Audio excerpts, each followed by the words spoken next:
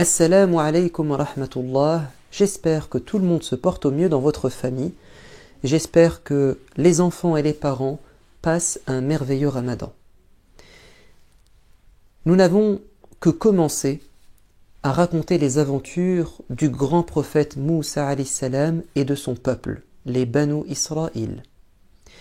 Nous nous sommes arrêtés à ce moment grandiose où Moïse a dû affronter ces magiciens qui ont tenté de tromper les gens, qui ont tenté de faire plaisir à Pharaon, qui ont tenté de rabaisser, de discréditer Moïse en le faisant passer pour un vulgaire magicien, sorcier, menteur. Mais que s'est-il passé? Le bâton de Moïse s'est transformé en un véritable serpent qui a avalé tous les tours de passe-passe de ces magiciens, c'est-à-dire leurs bâtons et leurs cordes qui, grâce à des effets spéciaux, ont semblé être vivants. Résultat, les magiciens ont reconnu la vérité, ils ont reconnu leur défaite et la victoire de Moïse. Ils se sont prosternés et ont dit à Pharaon, nous allons adorer Dieu. On va arrêter de mentir et de se mentir à nous-mêmes, de nous mentir à nous-mêmes. Quant à Pharaon, il s'est entêté et obstiné dans son erreur. Et il a dit, je vais vous massacrer, je vais vous exécuter et je continuerai à persécuter Moïse, Haroun et leur peuple. Ça, c'est un grand problème. Dieu, dans notre vie, nous montre des signes pour nous dire, attention, tu es dans l'erreur, rattrape-toi. Parfois, ce sont des malheurs qui nous tombent dessus, afin qu'on se réveille. Mais il nous arrive parfois de nous entêter, de nous obstiner, et ça nous coûte cher, ça se retourne contre nous.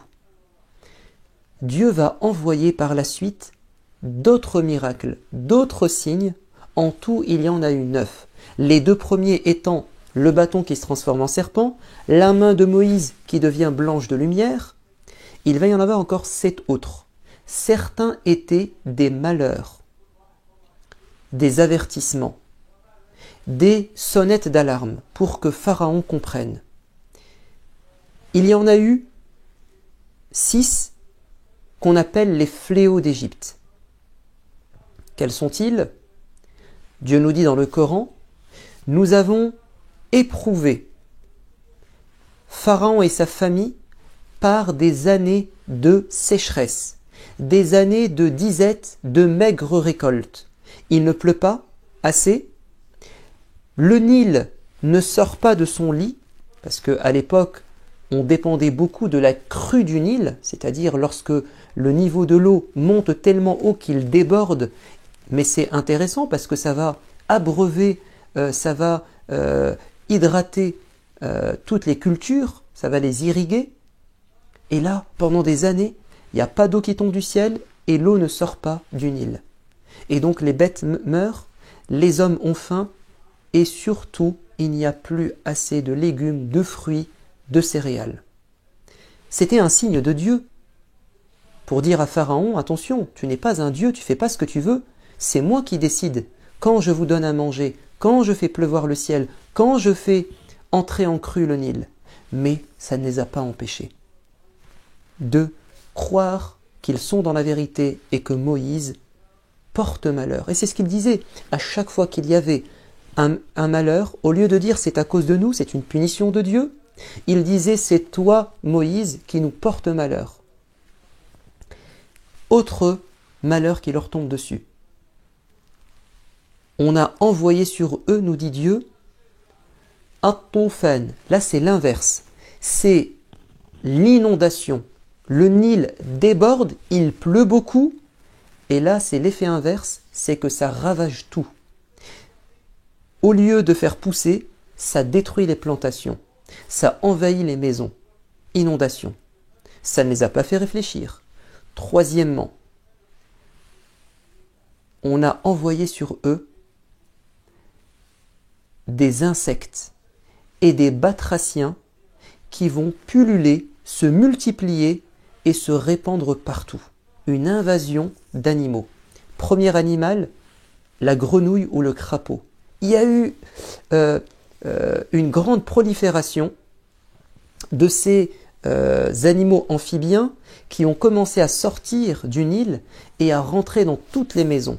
C'était horrible, il y avait du bruit partout, on en trouvait partout dans les maisons. C'était un traumatisme, un choc psychologique. Ensuite, il y a eu, cette fois-ci, des poux ou des puces qui ont commencé à piquer, à mordre le peuple de Pharaon. Ensuite, il y a eu le Nil est devenu rouge comme le sang, ou alors il s'est transformé en sang. Certains disent qu'il s'est transformé en sang, d'autres disent qu'il est devenu rouge comme du sang, il a été pollué. Et donc il ne pouvait plus s'abreuver, et ce n'était plus une eau potable et une eau utilisable pour abreuver les plantes. Il y a eu également فأرسلنا عليهم الطوفان والجراد والقمل والضفادع والدم. Donc il y a eu tout ça, et il y a eu un dernier signe que je vais vous dire plus tard. Mais ces 8 signes, c'est-à-dire les 2 miracles plus les 6 malheurs qu'on vient de citer, on va les répéter ensemble. La sécheresse qui conduit à la famine, l'inondation qui conduit aussi à la famine, l'eau qui devient rouge comme le sang ou qui devient du sang, les grenouilles et les insectes. Il y a eu également, certains disent, une démangeaison, une maladie de peau qui a fait qu'ils ont été démangés. J'ai oublié de vous citer comme insectes les grenouilles, les sauterelles, les criquets. Ce sont des milliers, voire des milliards de criquets, de sauterelles qui viennent en bande et qui s'abattent sur les cultures et qui dévorent tout sur leur passage. Certains disent qu'il y a eu également une maladie de peau, al-rijz, et d'autres disent non, en réalité ce n'était pas ça. Bon bref, en tout cas, vous voyez bien qu'ils ont été durement éprouvés et ça ne leur a servi à rien. Enfin, vous savez, à chaque fois qu'ils étaient touchés par un malheur, vous savez ce qu'ils disaient? Ils s'adressaient à Moïse en disant « Ô Moïse, demande à Dieu de faire disparaître ce malheur. Et nous allons croire en toi, et nous allons arrêter de faire du mal à ton peuple. » À chaque fois qu'ils étaient touchés par ce type de calamité, de catastrophe naturelle, ils appelaient au secours Moïse pour qu'il appelle Dieu au secours. Et c'est ce qu'a fait Moïse. Et à chaque fois qu'ils retrouvaient une situation normale, ils répétaient leurs bêtises. Et ensuite, un autre malheur succédait au précédent. Et ainsi de suite. Jusqu'à un moment donné, Dieu a dit stop. Ça fait 8 miracles et signes, et ça fait des années que je leur laisse du répit, je leur donne des chances, maintenant c'est terminé. Il dit à Moïse, ô Moïse, tu vas maintenant te préparer pour te sauver. Vous savez ce qu'a fait Pharaon pendant cette période?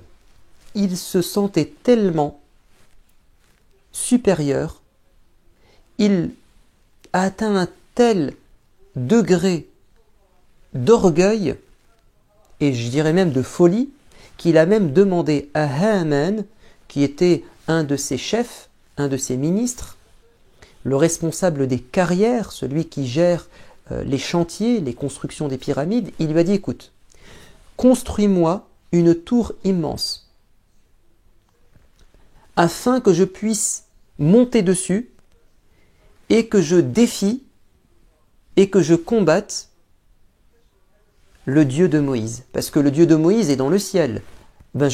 Tu vas me construire un monument immense pour que je puisse atteindre le Dieu de Moïse. Alors, il est complètement cinglé, il est complètement stupide. Mais c'est ça la folie. Parfois, on est tellement sûr de soi qu'on fait n'importe quoi. Dieu dit à Moïse, prépare-toi, avertis ton peuple, vous allez vous enfuir. Vous allez faire ce qu'on appelle l'exode. En arabe, on dit la hijra. Vous allez vous enfuir. Et il devait partir très tôt, avant que Pharaon et son peuple, ses soldats, ne le découvrent. Il devait être endormi. Et effectivement, Moïse et son peuple prennent la route en direction de la mer Rouge, la côte. Ils veulent quitter l'Égypte, en direction de la Palestine. Au matin, Pharaon se réveille, les soldats se réveillent et ils remarquent la disparition, comme si les Hébreux s'étaient volatilisés. Et ils comprennent qu'ils se sont sauvés. Et là, Pharaon devient fou de rage, il prépare son armée et il part à la poursuite de Moïse et de son peuple. Moïse arrive à temps au bord de la mer, mais il n'y a pas de bateau. Il ne peut pas traverser la mer, il est coincé. Et derrière lui, il y a Pharaon et ses soldats. Et là, c'est la panique. C'est la panique dans le camp des Hébreux. Ils sont entre deux feux, la mort noyée dans la mer ou massacrée par Pharaon et ses soldats.